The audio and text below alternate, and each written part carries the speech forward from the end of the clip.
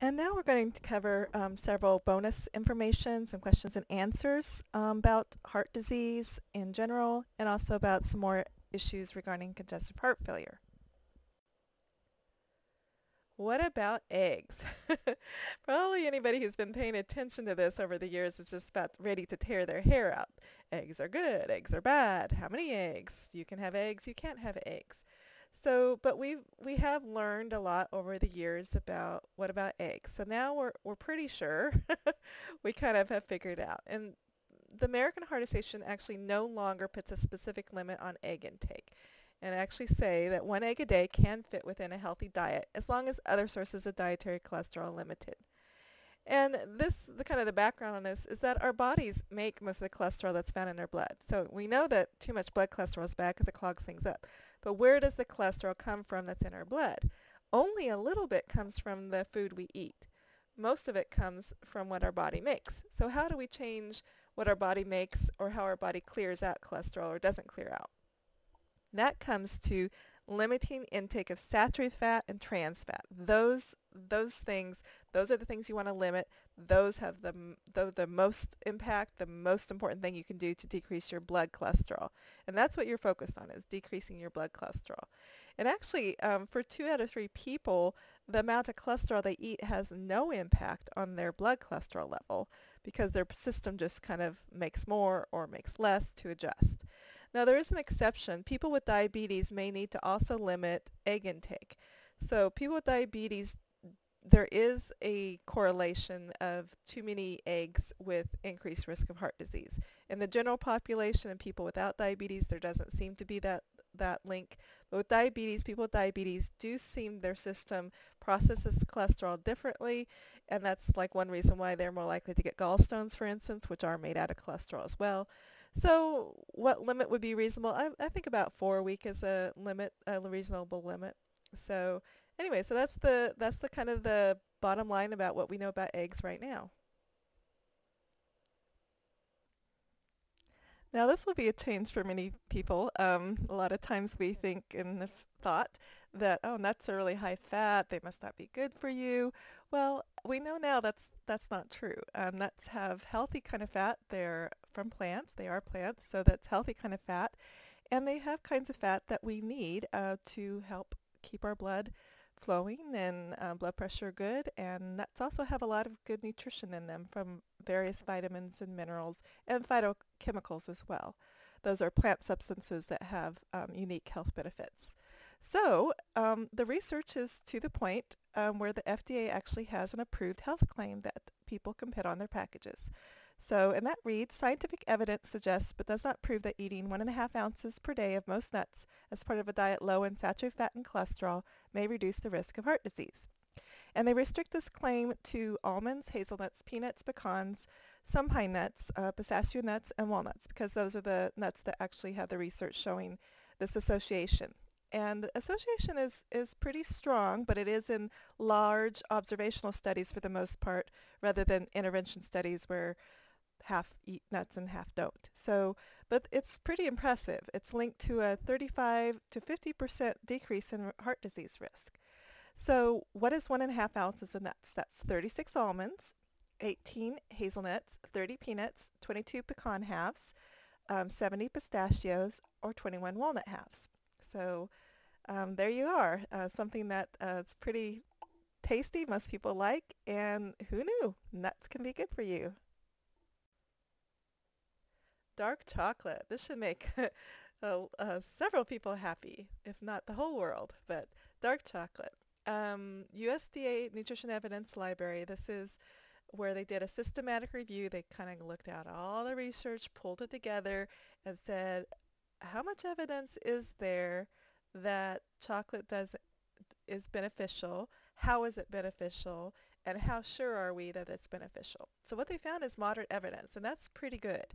The only level higher than that is called strong evidence. So this is very good. This is good evidence. Not ironclad, but it's very good. So what they found is this does, eating dark chocolate, just a modest amount, does help reduce risk of cardiovascular disease. Now, cardio means heart, vascular means blood vessels. So this means all the diseases that can affect your heart or blood vessels. So that's heart disease, peripheral vascular disease, carotid artery disease. So, but of course, they tag on the line, the downer. Potential health benefits need to be balanced with caloric intake. So, of course.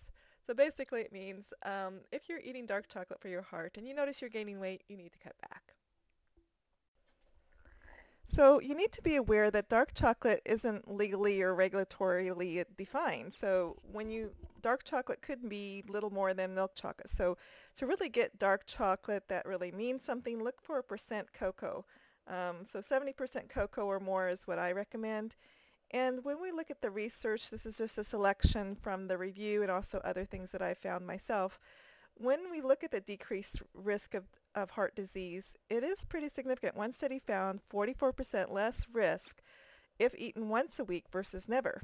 So I'll die if I don't get chocolate could be more more real than we knew. Also, this is very significant. Eating dark chocolate can reduce your blood pressure 4.5 over 2.5 points. That's the first number is systolic when your heart is beating, second number when your heart is relaxed. And this is very comparable to other lifestyle interventions such as exercise or reducing your salt intake. So, and probably much easier and more fun to eat chocolate. Also, increasing HDL, that's just remember H for healthy, the higher the better. When we're looking at HDL cholesterol, that's very tough to budge. You know, you kind of inherit basically your basic setting for your level, and it's very hard to budge when you inherit those stubbornly low levels. And there's a few things you can do to bump it up, and chocolate seems to be one of them. One kind of small study found that you could boost your HDL 9% better if you ate 1 bar of chocolate a day. The only problem is this also would add about 500 calories a day to your diet. So this may not be a practical outcome, but certainly it could be maybe get a smaller benefit with smaller amounts. Dark chocolate also has been found demonstrated to delay LDL oxidation. LDL oxidation is when the lousy LDL goes from bad to worse, and it's chemically altered. It makes it more likely to end up in your artery wall and cause inflammation and lead to unstable plaque and blocked arteries. So that is a good thing that dark chocolate delays LDL oxidation. Dark chocolate also reduces several different inflammatory markers, and that's beneficial as well to your heart. So how much do you get? Well, one small 10-gram square of Lindt brand 70% dark chocolate bar has around 50 to 80 milligrams of flavonols. And flavonols are those compounds believed to be the key phytonutrients or plant compounds that is responsible for many of the benefits to your heart. A whole bar, which would be 100-gram bar, has about 800 milligrams of flavonols per bar. So anyway, so what's the bottom line? What would be a reasonable amount of dark chocolate to eat per week to get a benefit? I would say 1 bar a week. So 100 grams a week would be enough to get some reasonable certainty that, hey, you get some benefit. And the 70% is a good choice, also in my opinion, because the flavor is still good. If you go really high with the dark chocolate, it kind of gets bitter, and not everybody is a fan of that bitter taste. So anyway, so if dark chocolate is something you like, hey, some extra benefits thrown in. Olive oil. The FDA, the Food and Drug Administration in the U.S., has approved a qualified health claim that links olive oil to reduced heart disease risk. So this is where it's a qualified health claim means there's enough evidence to say there could be a benefit, but it's not to the point where we can say, yes, ironclad, written in stone, it will benefit you. So that's what a qualified health claim is. It allows people to become aware of where there is a possible benefit, but it kind of says it in the right language so that you know that it's a possible benefit, but it's not proven or ironclad, or there's no guarantee that you'll benefit. So that statement is limited and not conclusive scientific evidence suggests that eating about 2 tablespoons or 23 grams of olive oil daily may reduce the risk of coronary heart disease due to the monounsaturated fat in olive oil. To achieve this possible benefit, olive oil is to replace a similar amount of saturated fat and not increase the total number of calories you eat in a day. So that's how they kind of qualify the statement. So yes, olive oil can be healthy.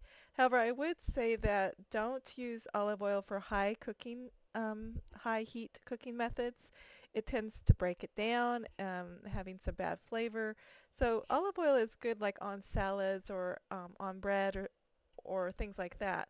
But if you're using high heat methods, my opinion is canola oil is a better choice. Just because olive oil has a lower smoke point and canola oil has a high smoke point, which basically means it can handle the heat without creating smoke or breaking down.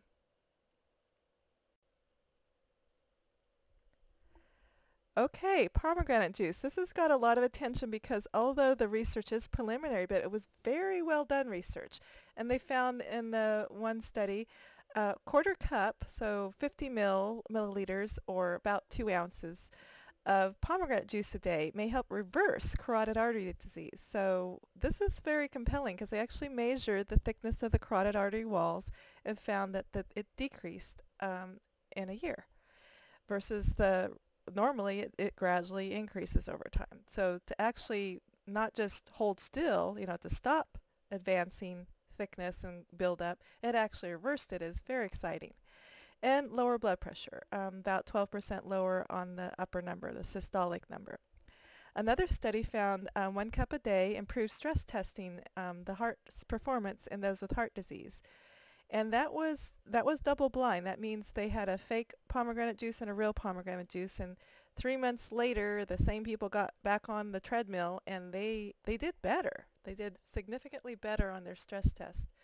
So that was interesting as well. And then also slows prostate cancer.